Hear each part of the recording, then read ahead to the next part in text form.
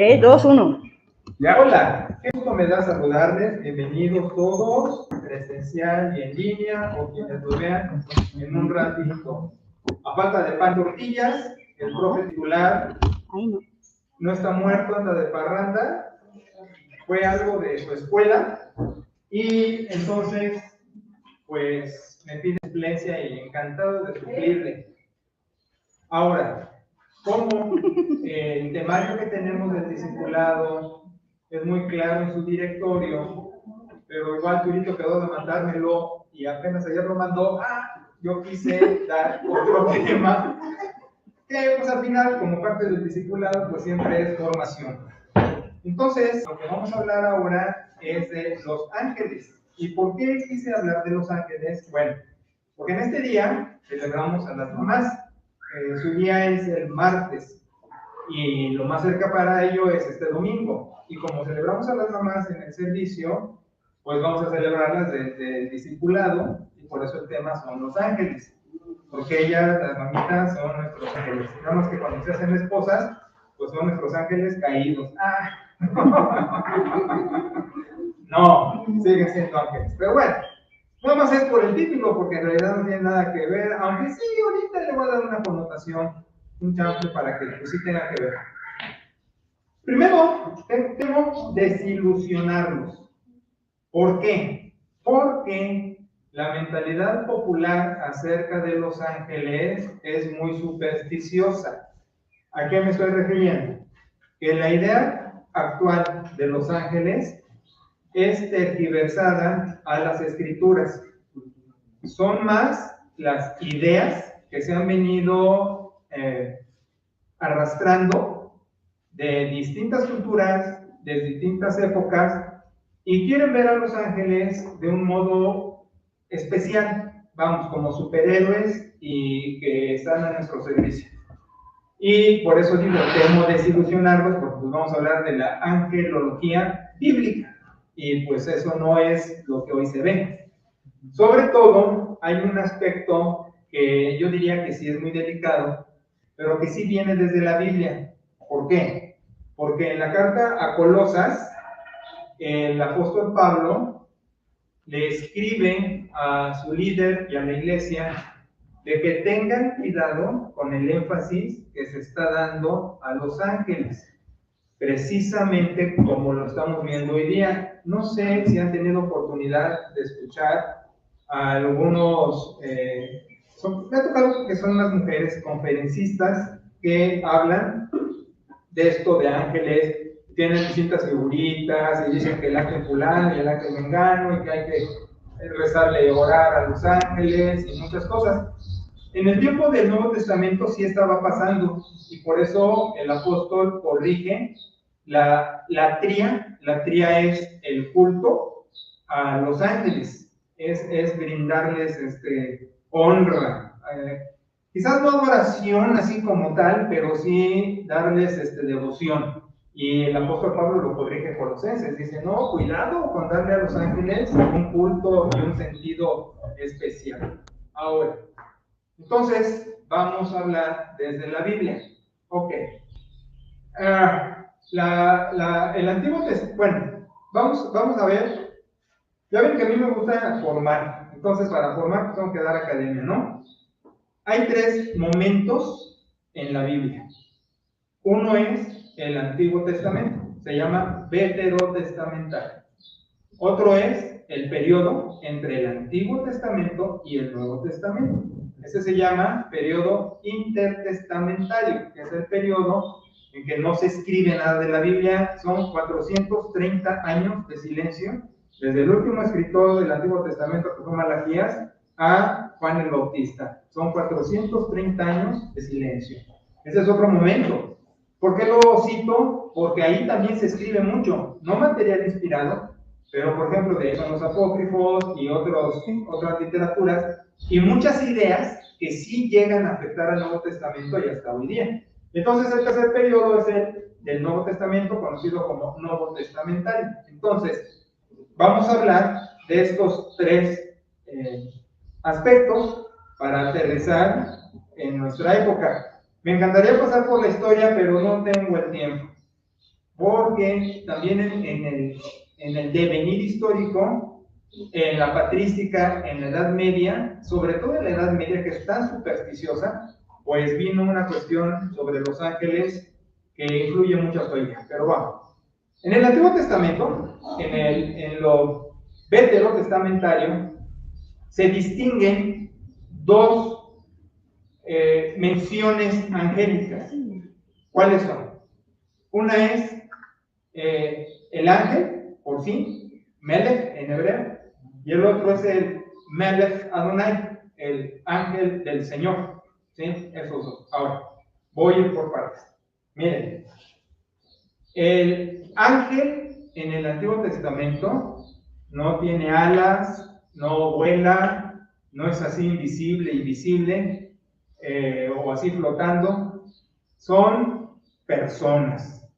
Ahora, que estas personas se vengan del cielo y estén aquí, no podemos determinarlo, no se puede determinar. O sea, solo que nos subiéramos a una máquina del tiempo, llegáramos a ese periodo y dijéramos, ¿qué onda con ustedes? No podemos. Y tienen que entender por qué. Los escritos del Antiguo Testamento son muy viejos. La gente que lo escribe no tenía mayor preparación. Si hoy es difícil entender algunas cosas, en aquel entonces era peor.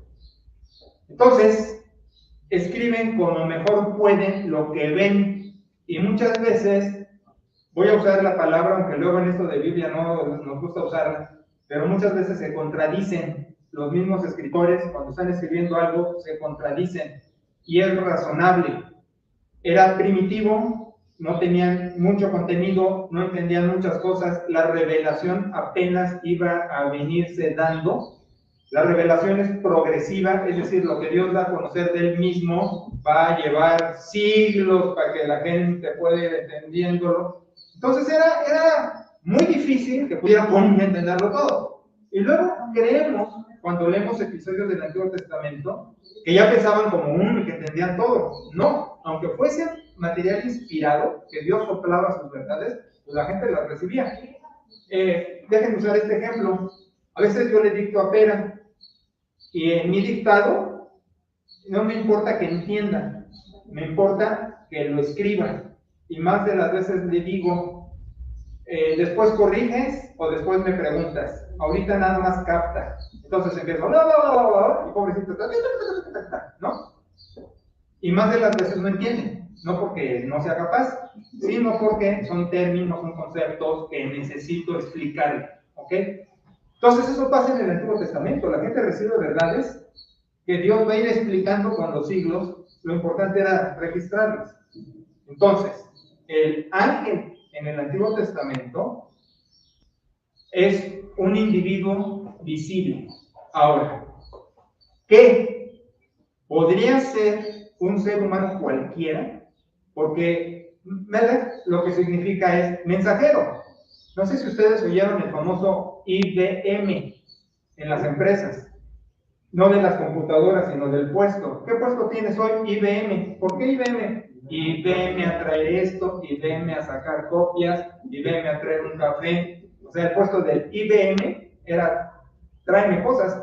Entonces, con ese cotorreo, ilustro que el Melech, el ángel, es un mensajero, es el IBM, o sea, es el mandadero, pues.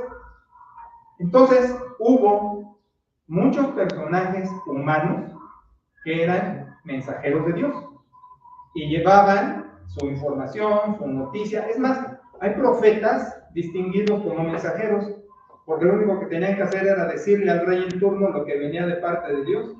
¿Me explico?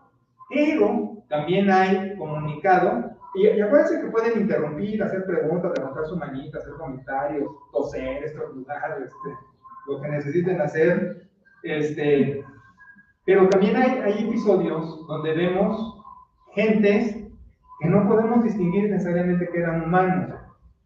Y ahí es donde puede haber confusión o contradicción. Un ejemplo clásico es cuando se le presentan 3 mensajeros a Abraham, y luego han llegado hasta este disparate de decir que era la majestad divina, Padre, Espíritu Santo.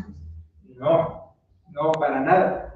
Pero la contradicción en el escritor sagrado, que luego lo que hacemos es sacar doctrina, y eso es lo difícil, cuando se presentan los tres personajes, después el escritor se refiere como si fuera nada más uno. Al referirse a los tres, se refiere, señores, ¿quieren pasar a mi tienda?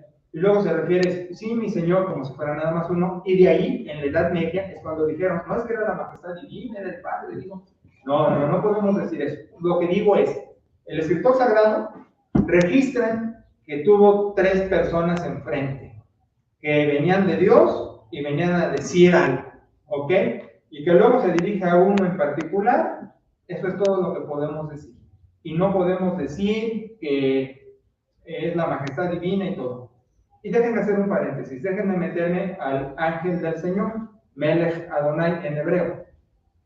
Cuando ustedes han visto, y el ángel del Señor se presenta, y el ángel del Señor viene, muchos, y esto fue con Agustín en la Patrística y Calvino, en el movimiento reformado europeo, dijeron, es el Cristo preencarnado.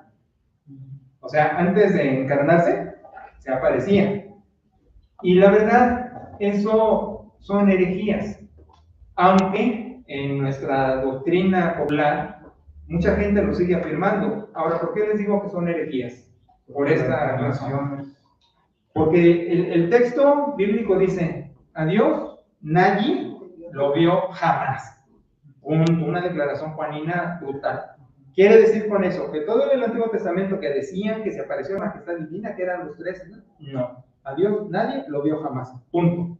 Pero al Hijo en carne es como lo hemos visto. Hasta allí. Entonces, es como el rapto, ya ven la lamentada doctrina dispensacional, que no es bautista, ni tiene nada de teología, sino es una fumarola que se dieron los pentes hace un montón de rato y dijeron que antes de que Cristo aterrice, va a raptar gente y va a ser aquí un caos y los raptados van a estar en las nubes por ahí flotando. Son puras herejías. Como decir igual que Cristo antes de encarnarse hubiera estado aquí, porque el Nuevo Testamento revela que la kenosis, la encarnación, fue definitiva. Filipenses 2 lo ilustra también en un poema de que, como Juan Filipenses dice, la palabra se hace carne y se despoja de la comodidad de Dios. Es mi mejor manera de traducir eso. Nunca deja de ser Dios, sino deja lo cómodo de ser Dios. Porque siempre fue Dios. Dios hombre, ¿verdad? Entonces son momentos definitivos teológicos donde no podemos andar metiendo que Dios visitó al planeta antes, pero aquí tengo que hacer otro paréntesis. Miren, hay dos expresiones también. La teofanía, voy a decir teofanía. Teofanía es como que, la etimología quiere decir un destello de Dios.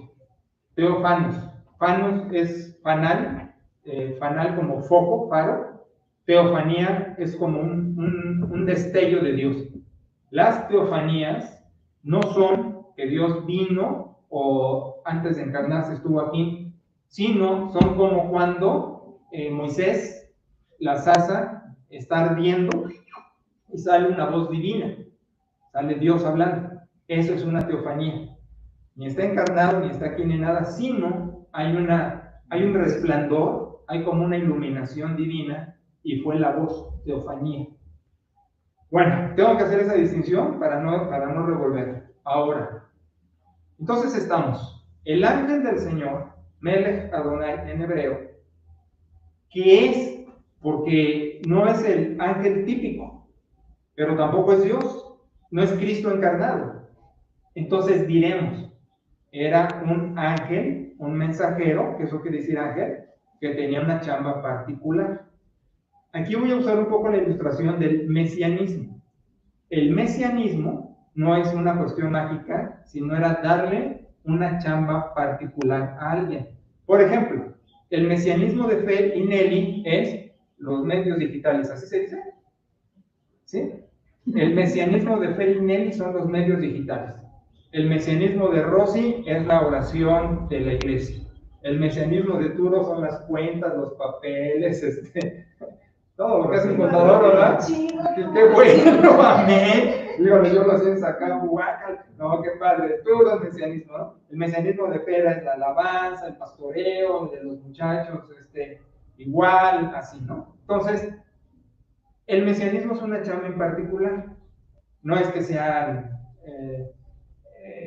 las grandes personalidades, sino es una chamba en particular. Le toca a Jesús y se distingue de los demás mesías porque su chamba fue superior, una super chamba. Entonces el Melech Adonai, el ángel del Señor, se distingue de los demás ángeles porque su chamba era particular. ¿Me explico? No era Cristo preencarnado, no era Dios viniendo al planeta, era un mensajero de Dios con una chamba particular. Sí, tesoro. Sí, claro. Yo me quedé pensando ahorita que en Génesis dice que Dios paseaba con Adán en el Edén. Entonces, ¿en qué forma paseaba? Ahorita lo contesto, mi vida, con mucho gusto, y pueden hacer las preguntas que gusten, ¿eh? Sí, Peri. Entonces, podemos, o sea, como lo estás presentando, un ángel era una persona como nosotros, digamos. Sí. Y cuando se habla del ángel del Señor, ¿hay una investidura divina? Ahorita te contesto. Le contesto primero a Rosy. Mira, en Génesis no dice eso exactamente, que Dios paseaba con Adán. No, eso no está ahí en el Génesis. Lo que está es que lo tenemos en castellano, su espíritu se movía sobre la faz de la tierra. Toda esa expresión en castellano. En hebreo es muy parco. Parco quiere decir muy resumido. En hebreo dice que estaba empollando la tierra, adrede de lo que acabo de decir, que eran muy primitivos y como podían, describían lo que Dios les soplaba. Entonces, lo que ilustran es, Dios cubre todo. ¿Cómo lo hicieron?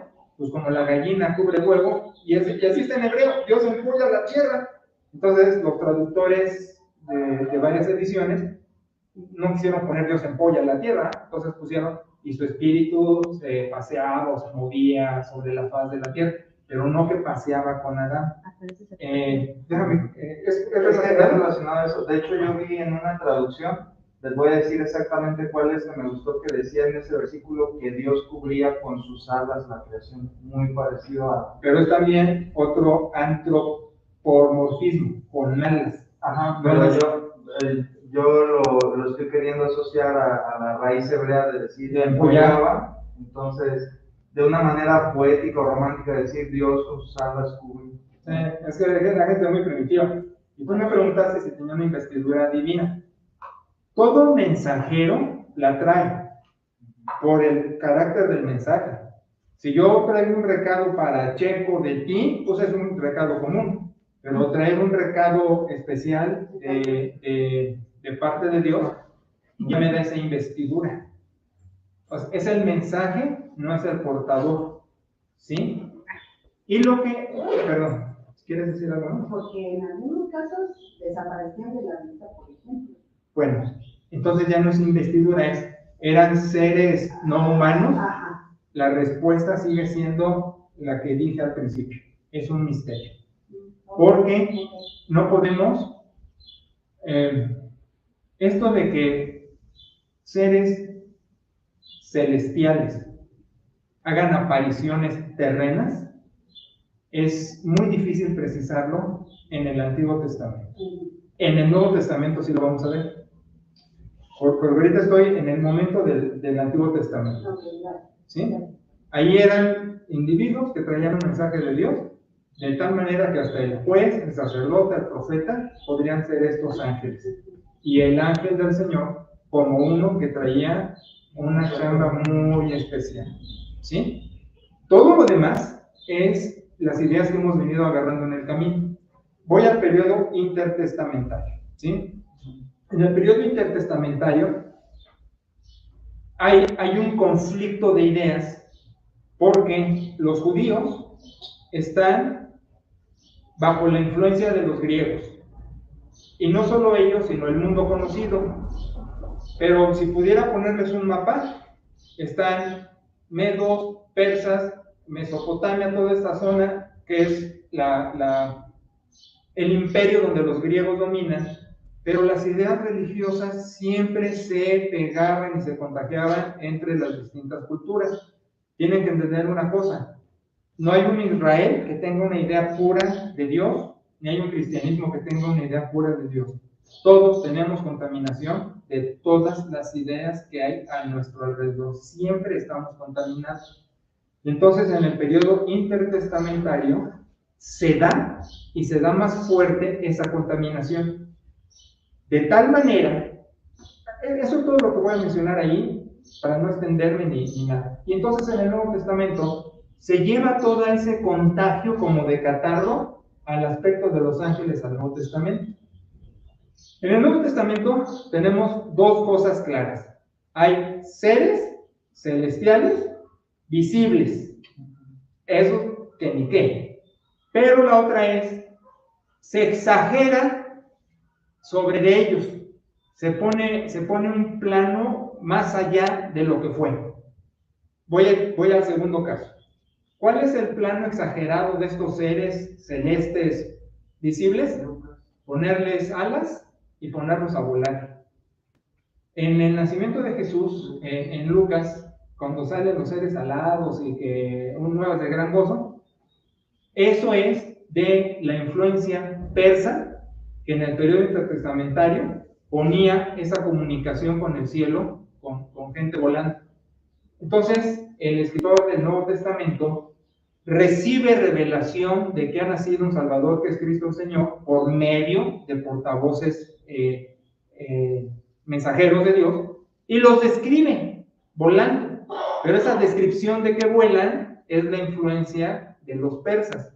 No es que hubieran volado, ni que tuvieran alas. Así lo describe y así lo pone.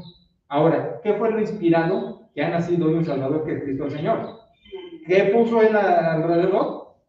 Su manera de decirlo. Voy a usar un ejemplo, es que sale mucho en los sermones, Checo. Una vez Checo no podía abrir su cerradura. Algo pasó, se equivocó de cerradura. Y entonces, con otra gente ahí, ayudándole, Checo dijo, lo he hecho antes 1,000,000 de veces. Algo así. Era 1,000,000 de veces eso, ¿no? O sea, lo había hecho 2, 5, 10, ¿no? No 1,000,000.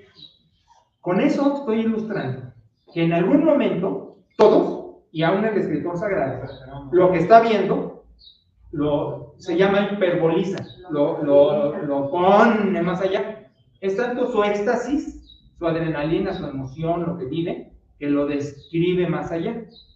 ¿Ok? Ahora, vamos con los seres angélicos visibles. En el Nuevo Testamento, y con una influencia del periodo intertestamentario, tenemos 4 innombrados: Mijael, Miguel, Uriel, Rafael y Gabriel. Sí se presentan, yo no sé, y eso sí no puedo asegurarlo, encarnados, ¿no? Pero sí visibles, y la manera de verlos era como una persona. Si fuera así como una proyección, como lo hacen ahora en los medios, ¿cómo se llama eso?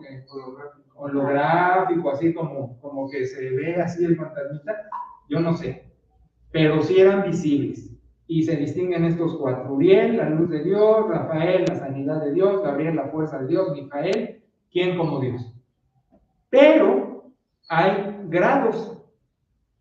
¿Cómo grados? ¿Se acuerdan que aquí dijimos que hay soldado raso? Luego dijimos que hay cabo, sargento, pero me dijiste que no se dice cabo, sino quepo. Entonces hay sargento, quepo, teniente, capitán, y así. Entonces sucede lo mismo en el reino celeste, si hay jerarquía. Y el arcángel es el jefe de los ángeles. Arquí, en el griego, se usa también en arquitectura, la principal de las piedras. Arcángel es el jefe de los ángeles, y ese es Miguel, que es, Gabriel no, Gabriel es un ángel. Mijael es jefe de los ángeles.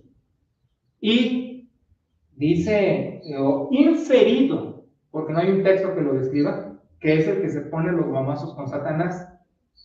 Gabriel, la fuerza de Dios, el hombre fuerte de Dios, era el emisario de las funciones humanas singulares.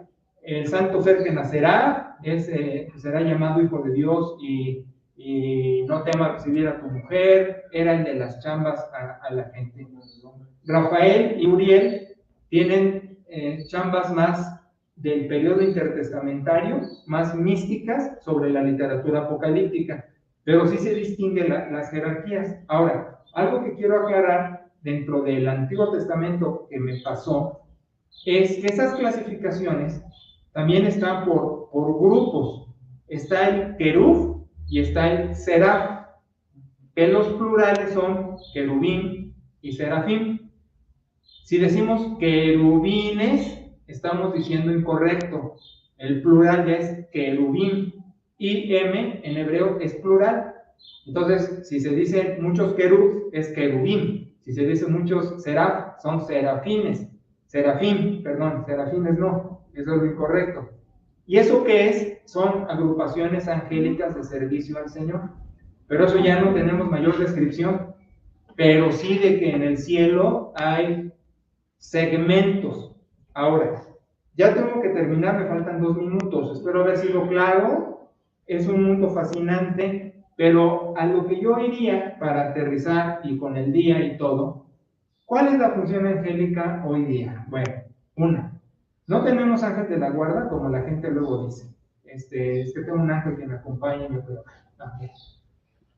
La presencia divina es la que nos acompaña. El compañero por excelencia es el Espíritu Santo, apodado Paráclito, apodado así porque eso quiere decir es mi compañero al lado de. Entonces, esa es la compañía por excelencia. Ahora, que Dios nos eche la mano a través de mensajeros en momentos específicos, por supuesto. Y con eso voy a terminar. Un mensajero por excelencia que Dios nos ha dado para acompañarnos se ha llamado mamá, porque ha tenido su función de no solo traernos para acá, bueno, también con cierta ayuda, ¿verdad? No que fueran hermafroditas que solas se embarazan. Y nos han alimentado, cuidado, dirigido, educado, protegido, sanado, acompañado, apapachado. Hasta todavía, ¿no? Ya podemos estar labrebones, pero todavía es el apapachito de esa ala, ¿no? Y, bueno, comentario al calce, adrede de la función angélica materna tan bonita. Hemos tenido testimonios de gente y nos quedamos nada más en el terreno de ok y ya, ¿sí? De que, por ejemplo, me pasó en la carretera que algo se descompuso y me quedé varado y de repente alguien llega, me saca adelante y volteo para agradecer y ya no lo vi. O esos testimonios que hasta se me encueró el chino, de aquellos que yendo en el camino, amenazados de muerte por predicar el evangelio y apostados los enemigos para hacerlos papilla, riega al pueblo, oye, que te iban a atacar, nadie me atacó. ¿Por qué nadie me atacó? Es que tuvieron miedo, porque ibas acompañado como con 40 gentes y estos eran 20, y dijeron, no vamos a hacerle nada. ¿Con cuáles? Y se quedan así. Y eso nada más lo dejamos en el terreno de bendito sea Dios, porque no podemos sacar más. Creo que fue claro, ¿sí? Y si surgen más preguntas, qué bueno, porque ese es el quehacer teológico precisamente. Muchas gracias, venimos al espacio bien rico de oración. Adelante. Muchas gracias.